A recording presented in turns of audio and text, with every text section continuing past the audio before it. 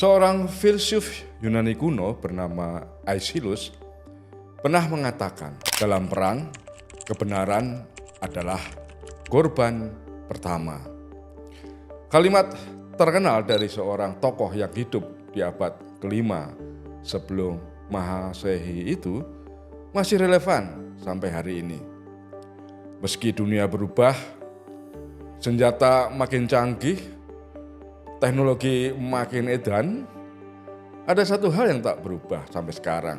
Kebenaran masih jadi korban pertama setiap kali konflik pecah. Nah, teman-teman, perang di hari-hari ini tidak lagi hanya berlangsung di garis depan. Perang juga hadir di layar ponsel kita. Di TikTok, di X, di Reels, dan berita pendek yang dikemas dalam 30 detik. Misalnya, jika satu kota dibombardir, dalam hitungan detik segera muncul tagar tertentu. Disusul video yang dramatis. Lalu muncul potongan klip video berisi pidato dari tokoh-tokoh yang berbicara atas nama kebenaran. Tapi, apakah narasi itu benar dan valid? Narasi siapa yang paling benar? Kita bahas setelah ini. Teman-teman, hari ini kita hidup dalam masa ketika narasi menjadi senjata. Kata-kata bisa menggerakkan pasukan. Gambar bisa menggalang simpati. Video bisa membenarkan perang yang membunuh ribuan orang. Tapi kenapa sih kebenaran selalu menjadi korban pertama dalam sebuah perang? Ya, karena kebenaran sebetulnya tak pernah cukup cepat, tak pernah cukup kuat, dan seringkali tak punya pendukung politik. Dalam situasi perang, tujuan utama para pihak yang bertikai sebetulnya bukan menyampaikan fakta, melainkan kemenangan. Nah, untuk menang, mereka itu butuh legitimasi. Mereka juga butuh dukungan publik.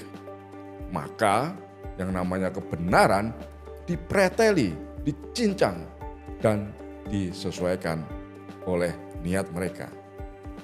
Logikanya begini, sebelum sebutir peluru dilepaskan, opini publik harus lebih dulu ditaklukkan.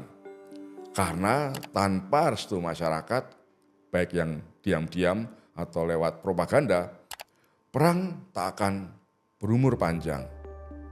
Itulah sebabnya mengapa muncul istilah seperti operasi militer terbatas, pembersihan wilayah, atau serangan preemptif.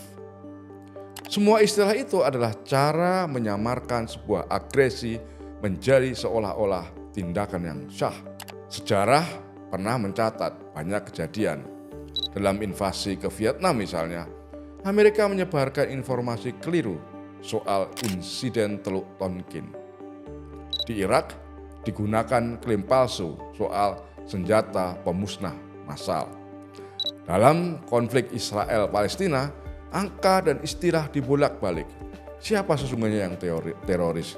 Siapa yang sesungguhnya jadi korban? Jadi kebenaran memang selalu menjadi korban pertama karena ia tak pernah cocok dengan ambisi militer dan narasi kekuasaan. Dan celakanya, begitu kebenaran mati, publik pun kehilangan kompas.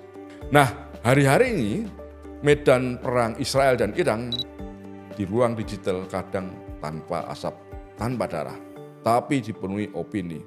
Pelurunya bukan mesiu tapi kata-kata.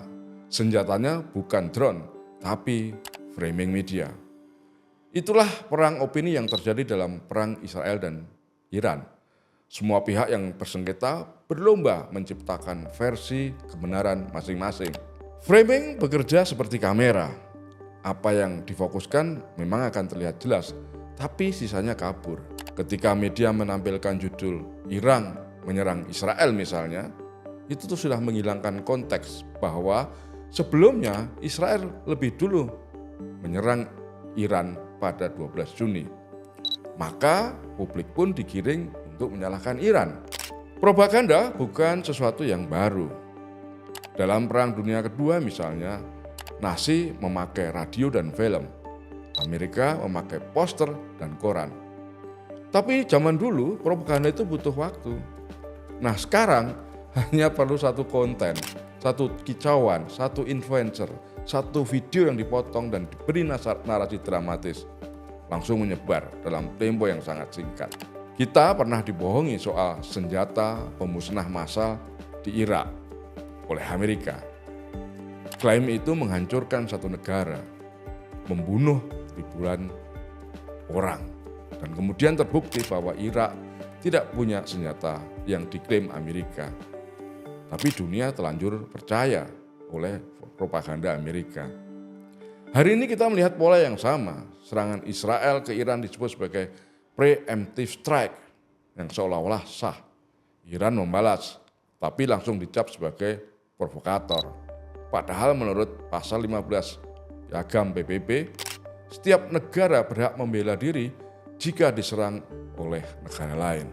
Nah, sayangnya media sosial mempercepat penyebaran narasi. Tapi bukan akurasi yang mereka kejar, melainkan emosi. Algoritma platform seperti X, TikTok, Instagram, dan YouTube dirancang khusus untuk menyajikan konten yang paling menarik perhatian. Artinya konten yang membuat publik marah, sedih, takut, atau benci. Bukan konten yang akurat dan valid. Sebaliknya, konten yang netral jarang viral. Konten yang meledak jauh lebih seksi di mata algoritma. Disitulah propaganda bersembunyi dalam kemarahan kolektif yang tak pernah diperiksa dan verifikasi. Di Gaza misalnya lebih dari 50.000 warga Palestina tewas. Tapi saat Iran membalas serangan Israel, sorotan media langsung bergeser. Fokus berpindah, tragedi digaburkan. Inilah cara propaganda mengalihkan atensi. Memang bukan menipu langsung, tapi menggiring perhatian agar publik lupa isu yang utama. Nah, teman-teman, sebagai warga digital, kita bukan hanya penonton. Kita sering juga menjadi penyebar konten. Dan kadang kita ikut menjadi bagian dari propaganda tanpa kita sadari. Oleh sebab itu, kita harus hati-hati. Kita harus melakukan beberapa hal. Yang pertama, selalu menunda reaksi. Jangan langsung percaya apa yang muncul di ruang digital. Periksalah sumber informasi, apakah berasal dari media yang kredibel atau justru media abal-abal. Bandingkan berbagai sudut pandang. Jangan cuma membaca dari salah satu pihak. Kenali framing media. Tanyakan dalam hati apa yang ditampilkan oleh media tersebut. Apa yang disembunyikan juga. Terakhir, janganlah terlalu cepat simpati atau marah. Simpati atau kemarahan memang sengaja dibuat untuk memancing agenda tertentu. Jadilah warga digital yang berpikir, bukan sekedar bereaksi. Mengapa kita harus bersikap seperti itu? Karena perang opini, perang narasi tidak akan pernah berhenti sampai hari ini. Tapi kita bisa memilih untuk tidak menjadi peluru di dalamnya. Kita bisa memilih menjadi benteng terakhir, bukan karena kita tahu segalanya, tapi karena kita tidak mudah percaya apapun. Dalam dunia yang penuh manipulasi, keraguan adalah bentuk kepedulian. Karena kebenaran itu rapuh, ia bahkan sering datang terlambat. Jadi lebih baik telat paham daripada cepat tertipu. Sebelum teman-teman klik tombol share, tahan sejenak. Baca ulang setiap informasi yang datang. Pikirkan, karena yang kita pertaruhkan bukan cuma kebenaran, tapi juga kemanusiaan. Sampai di sini cacatan redaksi episode kali ini. Sampai jumpa di episode berikutnya. Tetap waras, tetap kritis, dan tetap jadi manusia. Taufik.